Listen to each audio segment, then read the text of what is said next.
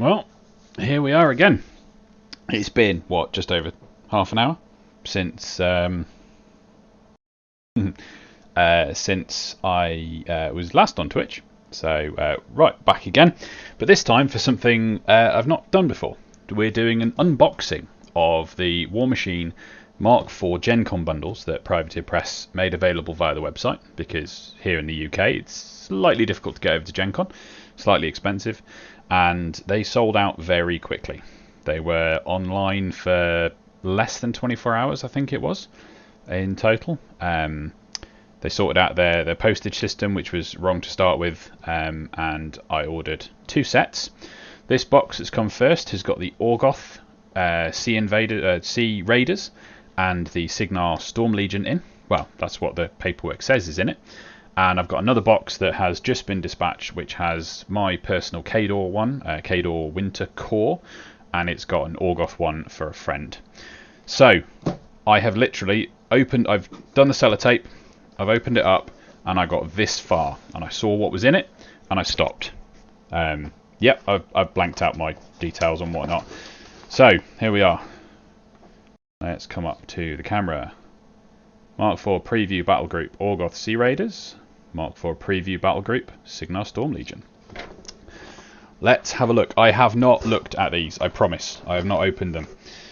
We have 2 tubs of magnets, because all of the new jacks, they are all magnetized. So Privateer Press provide us with magnets for those. Now, which one? Left or right? Where are we going? I don't know which is which. There's no label on them, as you can see. Let's go with this one. This one first. Now, the box is funky. What do we got? Okay, so it does have a label on the bottom. This one, if the camera's going to pick it up. Where are we? Probably not. Ooh, getting closer. Yeah, it's a bit fuzzy. Cygnar Storm Legion in this box. So let's have a look. Let's move the other one out of the way for now. We're going to crack this open and have a look. Now, I've seen some people open, showing the packaging off online, but we have, so we've got the same style of boxes the battle engines used to come in, with the divider in the middle. We've got some bubble wrapped. Okay, we've got a bubble wrap bag with some other bubble wrapped parts inside. Let's have a look. So first up, we have, oh, here we go, the Striker. The light's a bit bright in here. Here we are, Striker, Corsair, Major Anson Wolf, and a separate bag for the Striker pole arms. I'm guessing they're a bit long. We have nothing under the flap apart from a warning. It's a nice safety warning containing resin parts. Always wear a respirator when sanding. Clean yourself. Magnets, don't swallow magnets. It's nice that that's included. I know there were concerns about the 3D printed resin from some of the community. We'll see how it goes. So let's start with Major Anson Wolf, shall we? The Warcaster from the box.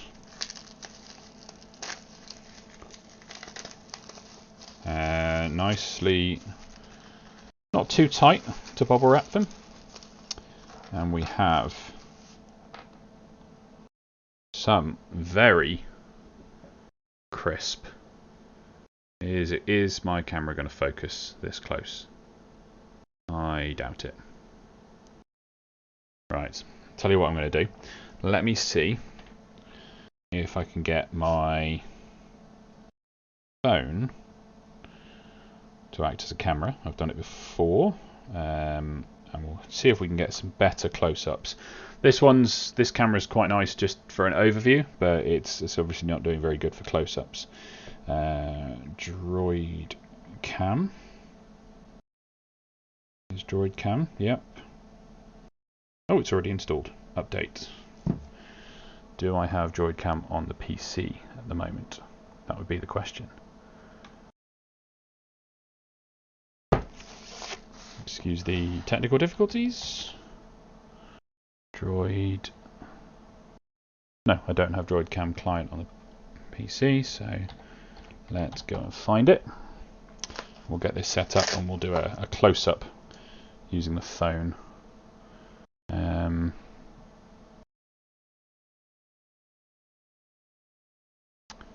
Droid Cam Windows client.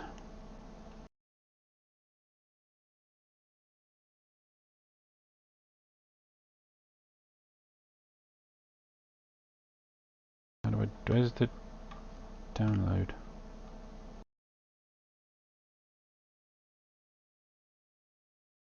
Download Windows client. Download, there it is. That wasn't very obvious. Cool. So we'll open Droid Cam on the phone.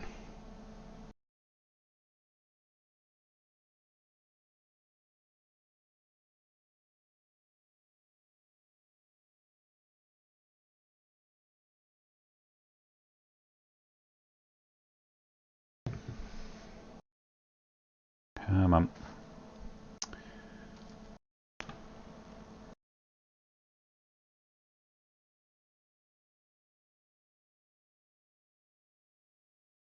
Probably should have thought about this beforehand. Agree. Agree.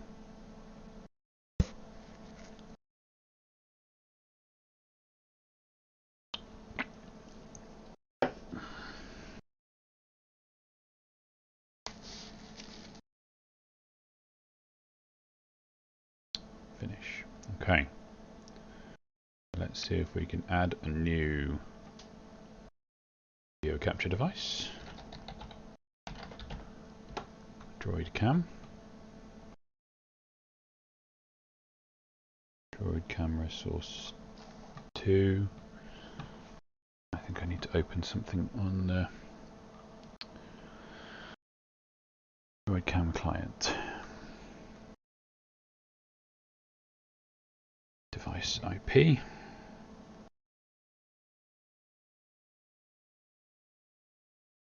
Wi-Fi settings. Would help if I was actually on the Wi-Fi. Can I do it by USB?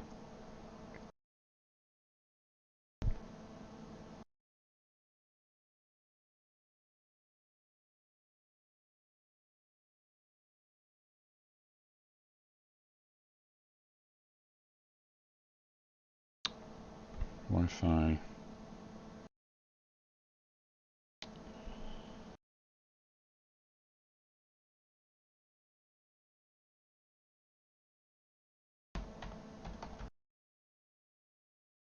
Start.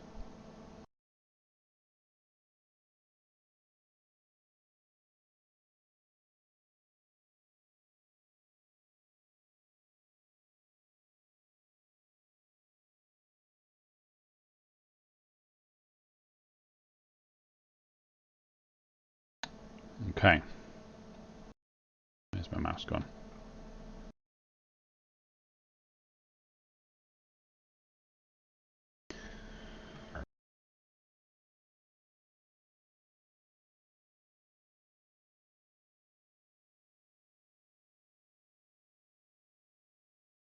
Let's try this. There we go.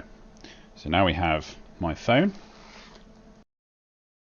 And we're going to look up really close to these. And see if we're going to get it to focus.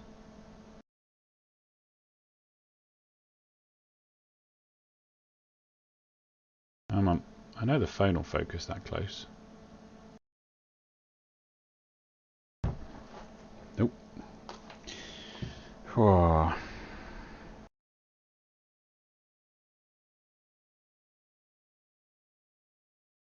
That's looking better.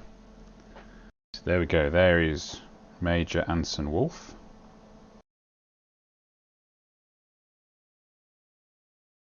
Looking very crisp. I'm going to be honest, very, very crisp. Looking at that myself, I'm I can see, yeah, a few minor support marks under the feet. The odd tiny blemish.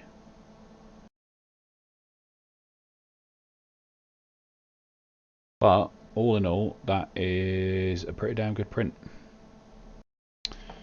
And then we'll go to his sword. Have a look at this one first. Again, couple of support marks that need trimming off. You guys can see it there. I'll bring that down in front of this as well. Hopefully we can see that.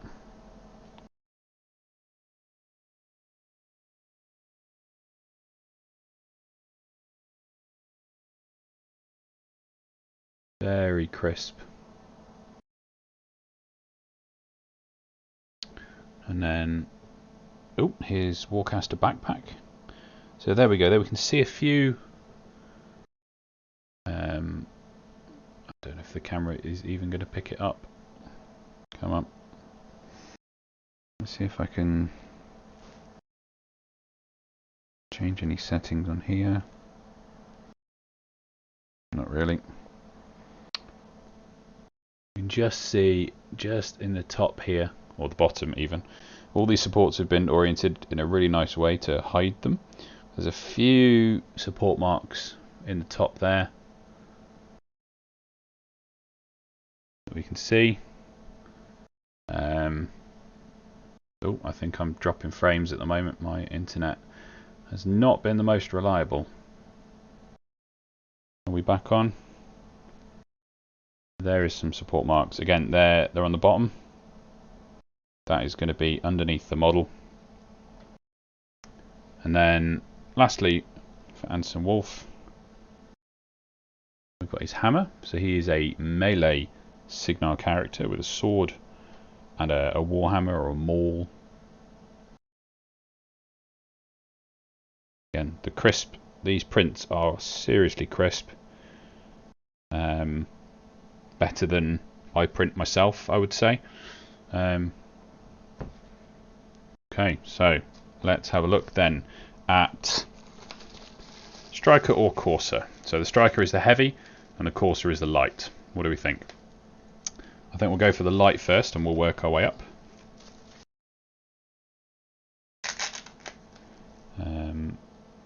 Where has... There.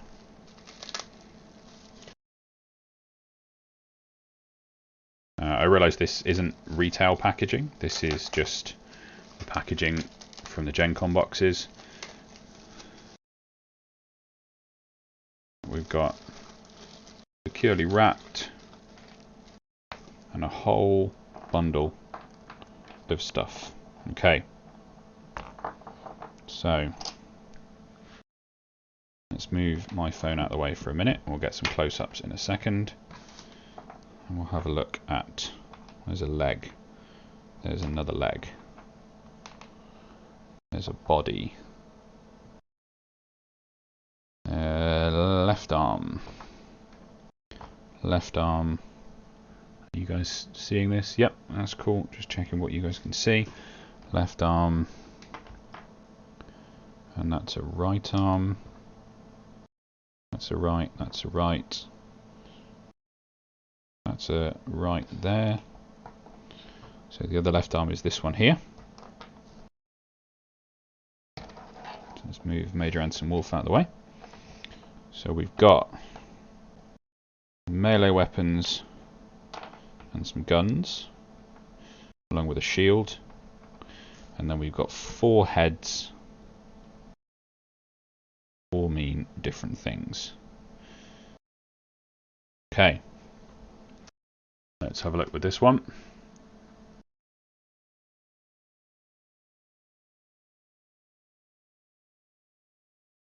Starting with one of the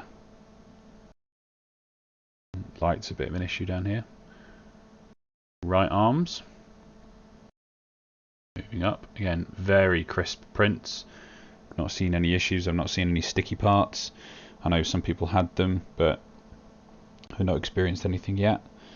Much crisper detail than the old Mark III plastics, so much happier with that.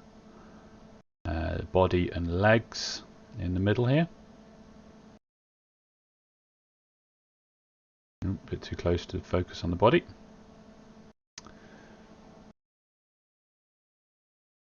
Crap, I'm dropping frames again.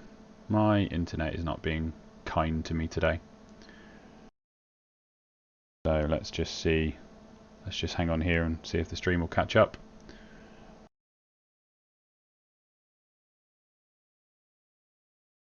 This video will be available on YouTube afterwards. I will upload it to YouTube.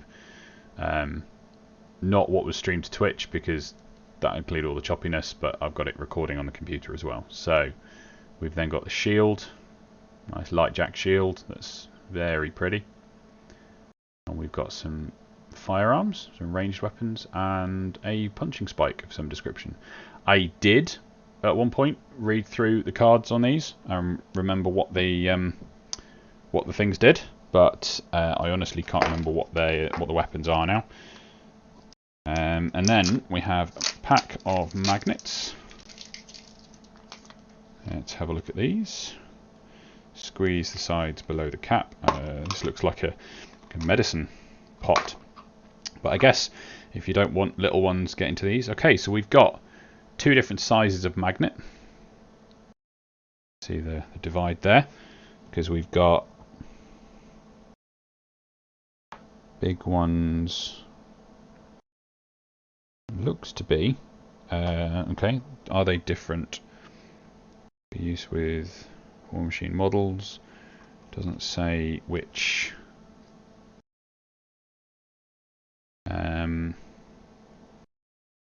They all look the same. So it looks like this light jack definitely has small magnet sockets. They do. I don't want to push it in just yet, but that does look like it's going to fit nice and snugly in there. But there we go. We can actually see, or I can see, in this socket. Let's see if the phone will pick it up.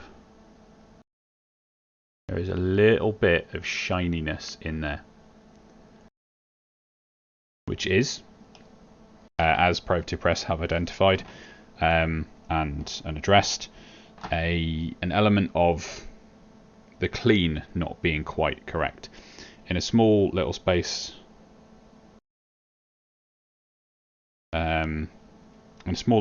like that, it's not really an issue, but I can see it potentially being an issue if it was on some of the detail around the bottom here. But as it is, it's in the socket here.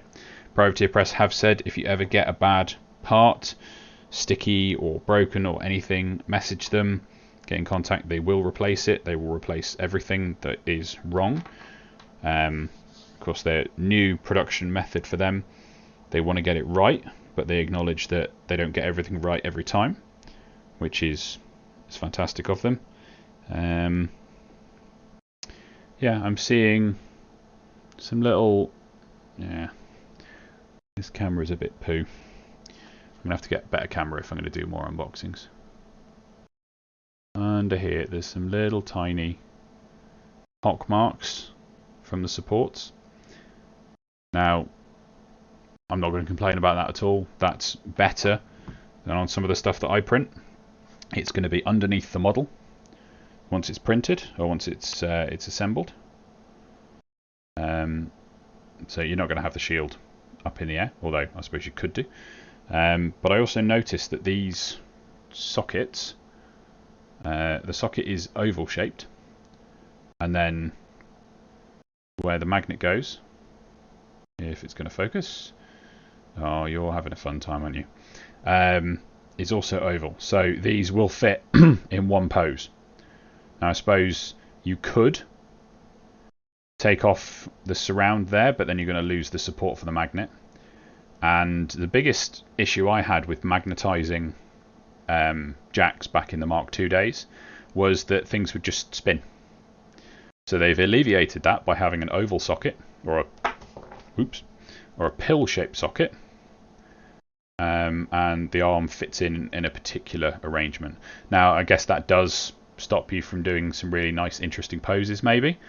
but given that these are supposed to be taken apart, put together, and chopped and changed between games, I think it's a nice feature to have that stability between models. Okay, I'm gonna slide that lot to one side then. Stick it all over here, and then we're going to have a look at the Striker, which is the Cygnar Storm Legion Heavy Jack.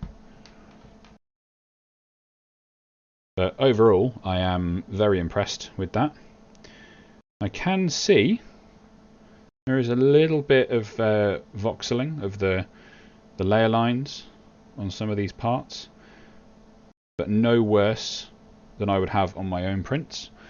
And I've found that with those, a simple layer of of undercoat, of primer, normally gets rid of that, and it's definitely not something that shows up after painting. But we will see after I actually get some paint on these whether that is the case with these ones. But overall, I'm going to say so far the printing has been of either an equal quality or a higher quality than I do myself for my own commercial purposes. Most of you will know that I run a 3D print shop.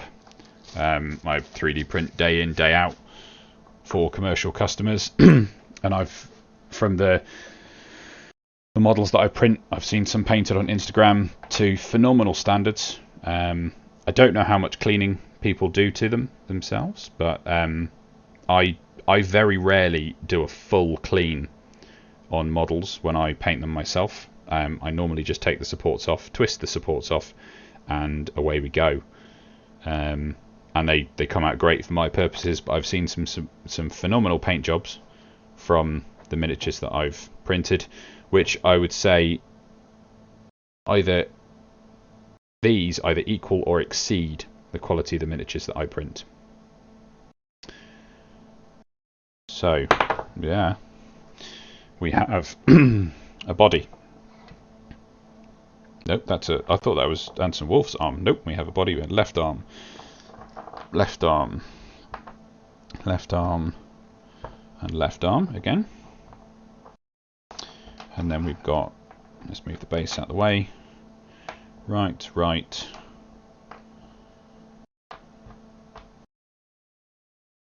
What's that? That looks to be... That's a waist. Okay, so the Striker has a separate waist part, which fits on really nicely, really snugly. Now I'm fairly sure this is supposed to come with... Oh no, forget that. It does, because we have the pole arms bag as well. Ignore me, let's have a look. I forgot about that. So there we go. We've now got a little bit of a bend, much less so than any of the Mark II plastics. Again, a bit of a bend. Hot water will invariably sort that out. So 2 pole arms. We have, there we go. That was the piece I was missing. I thought I was missing. We have a hammer. 1, 2, 3, 4 heads. 2 legs, a waist, a body, and then 4 right arms. Now these ones have a larger socket, which will take the magnets on the back. There we go. They fit nicely and snugly. And yeah, overall I am very happy with these. There's a little bit of a whiteness on some of these, but I've literally just rubbed over that Storm Legion emblem with my thumb, and it's wiped straight off. It's absolutely nothing to worry about. There's no tackiness anywhere. You can see. Let's see if we can see it. Tiny little tags. There we go. Tiny little tags between those coils. Those are supports that have been left on. They're not a problem at all. They will clean off. They'll snap off, no problem. Hobby knife or a file. And yeah, there's a little bit of powderiness on some of these, but not something to worry about. Something that will clean off. Light toothbrush, it'll come off easily. So there we have the first look, first reaction of the Cygnar Storm Legion GenCon box. We've got the Striker, the Corsair, and Major Anson Wolf. I have no issues with any of them at all. Okay, let's pop these to one side. Should we pop them back in their bags? Striker, I don't need to put the pole arms separately now, so we'll just stick all the Striker stuff in this bag. Today is just an unboxing, but we will do another video on cleanup and assembly and prep, but I'm not exactly sure when that one's going to be yet. It's going to be soon. I don't want to wait too long. I want to get these assembled. I want to get these ready for demoing down at Nerdy Coffee Co in Shrewsbury. So if you are in the area and you fancy a game of Mark IV with the new stuff, give me a shout and we can arrange time to run a demo for you down there with the new stuff. Let's pop this guy back in.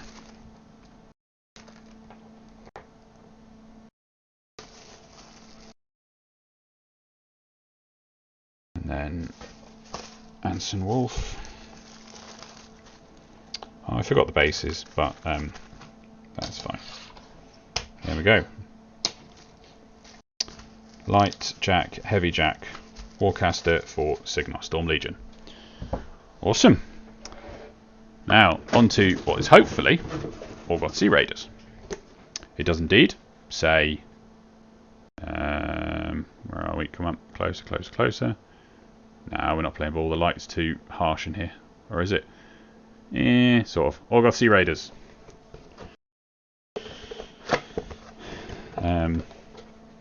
I will have a sort out of the room and the lighting and the cameras ready for when the Kador stuff arrives, and we'll do another unboxing of the Kador stuff. So yet again, we've got the box with the divider in, so that it doesn't rattle around. Now, I mean, you could easily have fit Cygnar and Orgoth in the same box, but I can appreciate from Privateer Press's perspective, they already had these boxes set up for packaging, and it's cheaper and easier for them, and therefore cheaper for us if they use the same boxes rather than cutting one in half and making a bespoke box for what is a limited product. So no issues there. We're going to open up.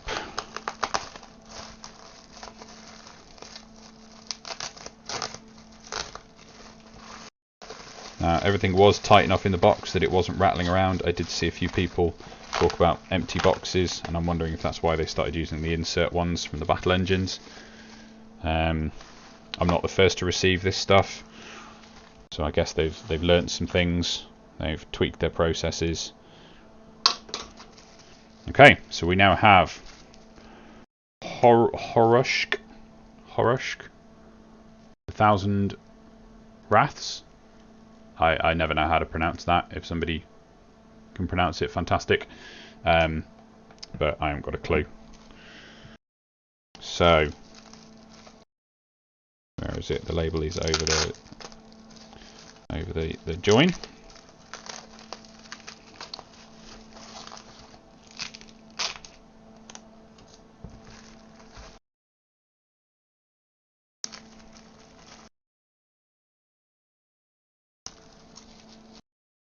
He is a beast. He's huge. So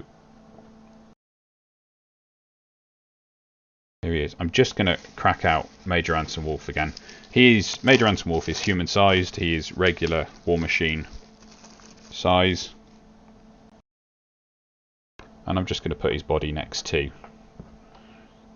the Orgoth chap. Come on. Focus, there we go. So, excuse the lighting, but the Orgoth chap is much bigger. He's also on a 40mm base, so that does make sense. Let's pop Anson Wolf out of the way for a bit. Now he does come with one hand moulded onto the body, or printed straight into the body. The other hand just attached as a wrist, so there is no real scope there for converting, changing pose. We've got a Warcaster backpack.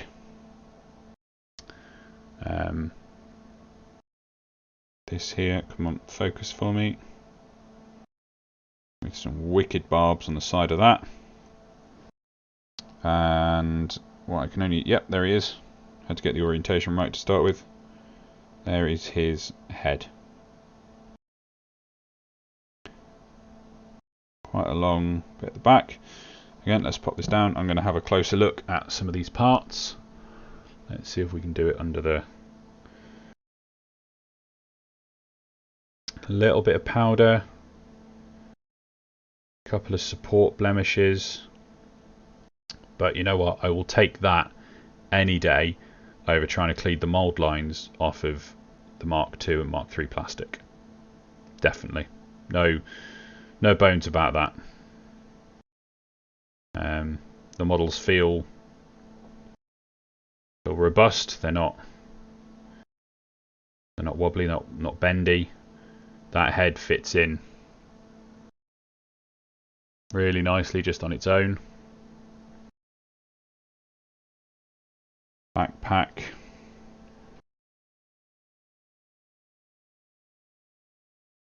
Yeah, backpack goes on nicely. I didn't really check the fit on a lot of the Cygnar stuff, but yeah, that's good. And I don't see why the wrist wouldn't go, but it's worth checking. There it is. Inside like that. Okay. Horror. Somebody can figure out how to pronounce. No, it's not even showing up on there. Pronounce that. I would be most grateful.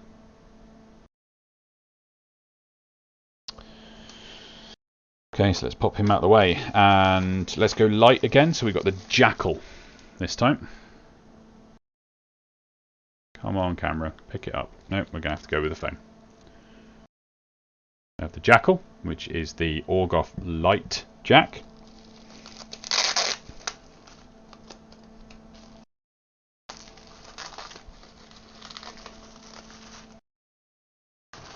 And again, we're looking for 4 left arms, 4 right arms, 4 heads, as well as the body in however many pieces the body comes. So that's a left arm. Oh, that's hips with a tail. That's cool. That's a shoulder pad which has an R in it to show you which. Can we see that? Come on.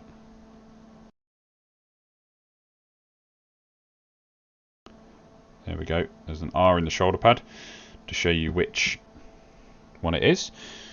It's a nicely thought out gesture, and the left one's there. Ooh, that's a nasty bit of kit, that is. But that is a left arm, so that's over here. Hips, that's a left arm, which is a claw. That's a right arm, some sort of gun. Now, all of these weapons and what they do and illustrations of them can be found, if I remember correctly, on the Privateer Press website. There is a sheet for each of these that has a visual indication of what each weapon is, and then the cards themselves tell you what each weapon does. But we've got, ooh, that looks like an old school autocannon from Games Workshop there. That's a nice solid gun. So within the Orgoth kit, we've got 3 heads. Am I missing a head? Let me pop my phone down and just have another look. So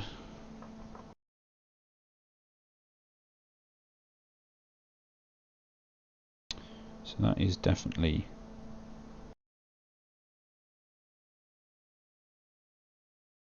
Nope, that's the head, that's why that doesn't fit. The neck even, sorry, so the hips fit nicely. Okay. There's that. I have 3 heads for this boy. Let's just run over to the Privateer Press website. see if we can find that crib sheet, that reference sheet, because I might be missing a head. It's... Nope, no I'm not. No I'm not. Found it stuck to the top of the bag. There we go. Well played, Privateer Press. You've got all the heads in. These heads are a little bit more distinct from each other than the Cygnar ones. But let's have a look. We've got that autocannon that I was describing down the bottom here. We've got two melee weapons, some sort of mace and some sort of polearm. And then we've got another gun on this side. The other arm, the left arm, that appears to be some sort of gun with another magazine there. A shielded hand with like a punching spike and some serrated blades. A claw, and then another wicked kind of claw here as well. Evil things. And then we've got the four heads in the middle, and the body, which comes in two parts. And then the shoulder pads there, which have nice little locating circles on top. Not an issue there at all. Okay, looking it over, the pieces. Again, there's a few support marks on it. You're going to get them. You can't avoid them completely unless you use something like SLS.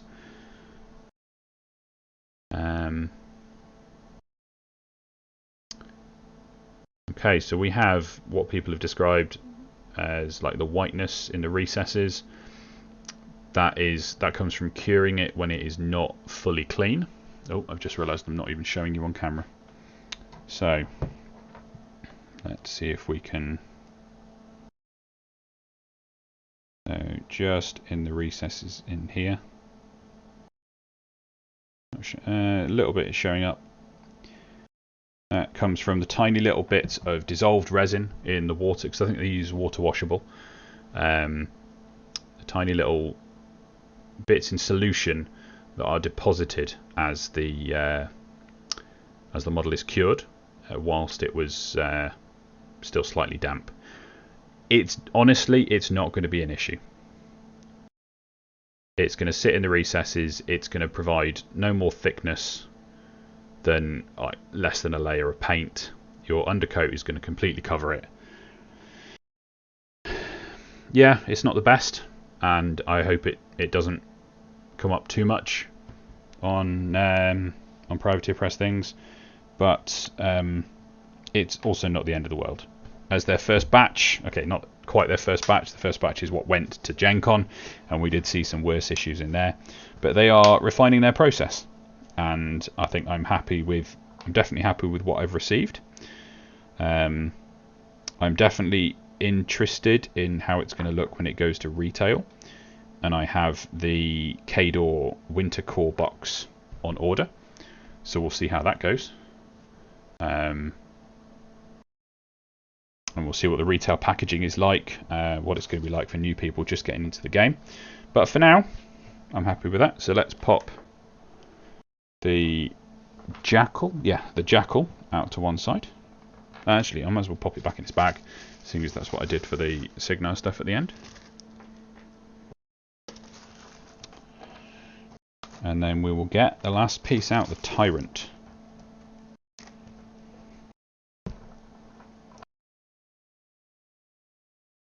There we are, there's the jackal away. And then the tyrant, the heavy jack for the Orgoth Sea Raiders.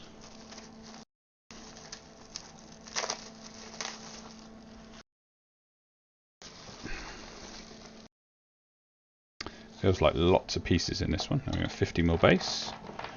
We have body. Ooh, that's... I mean, I would hate to have tried to cast this body. I can see why they wanted to go 3D print, if I'm honest. If I'd have been given that in my time as a professional mold maker caster, I would almost certainly have said that needs chopping up more into at least, what, maybe 1, 2, 3, 4, 5 pieces. So going 3D print means they can print it in one piece. I dread to think how many components this whole jack would have been in had it not been 3D printed. And there's a left arm. There's a right arm, again with some powder on it, but not overly much. Quick scrub with a toothbrush. I'm struggling to figure out whether that's a left or a right arm.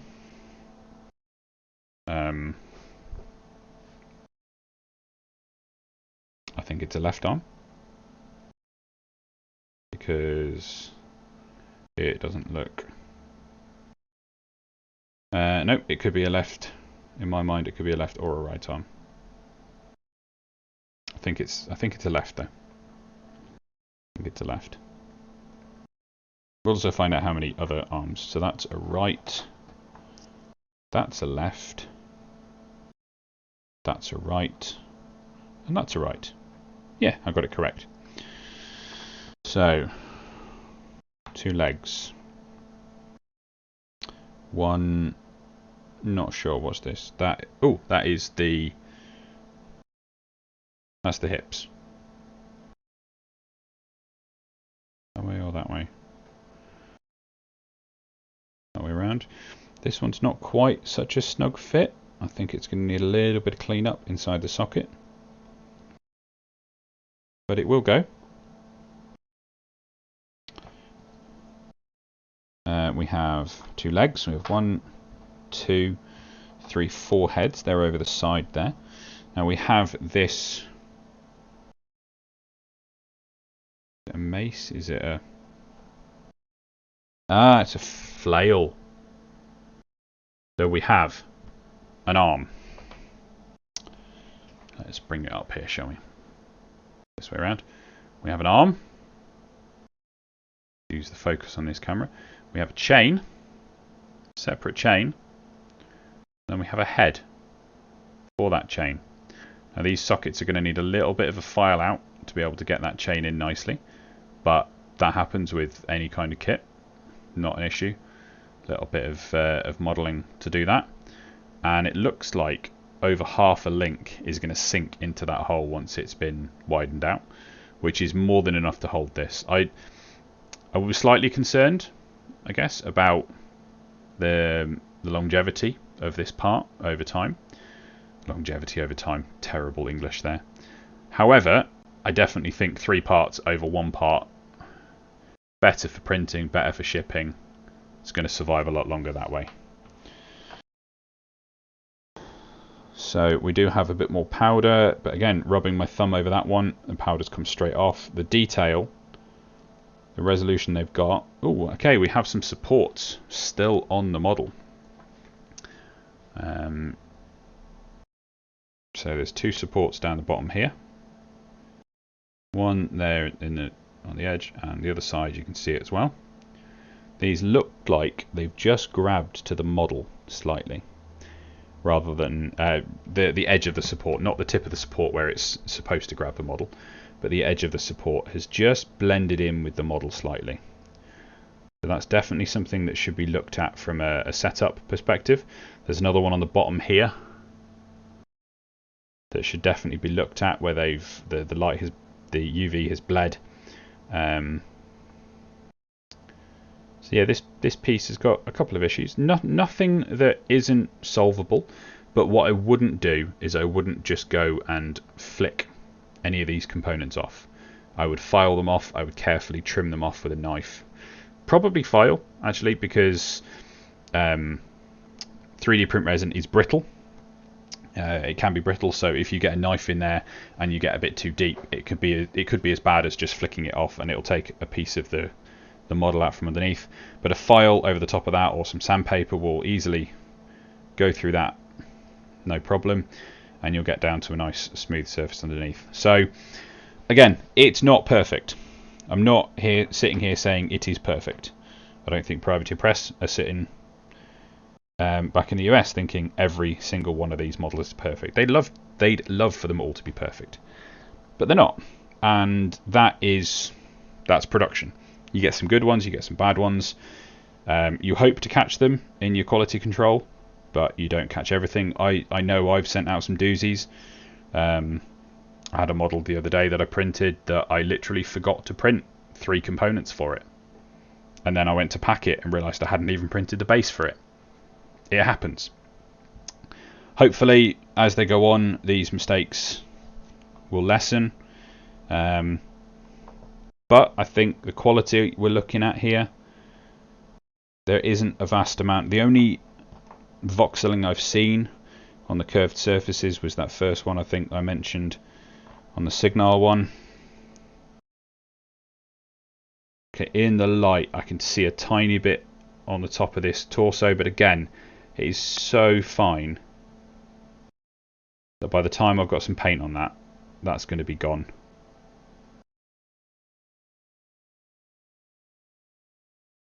Okay, first impressions of everything is very positive. There's definitely some things to work on. This component in particular has got 3 supports attached where they shouldn't be attached. Privateer Press should probably look at that moving forward. You don't want loads of those going out. I realise loads will have gone out. I'm definitely not the first to receive them. But it's certainly something that should be addressed. Hopefully somebody will watch the video and mention it. I realise not very many people are watching on Twitch at the moment. And there's 3 of you. That's not terrible. But with any luck, I'll put this up on YouTube and then we'll share it over to the Warmachine groups.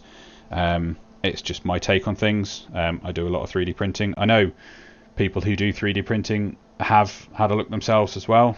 And I'm by no means an expert on matters. But I print commercially and I would be happy. So I think my take on it is, I print commercially. I would be happy sending out every single component I've looked at, apart from possibly that one, with the supports still attached on it. Every other component here is not bad enough, in my opinion, to withhold. Everything is good enough to go out. And Privateer Press are doing this on a much larger scale than I am. I know they've got more staff than I do. I am just me.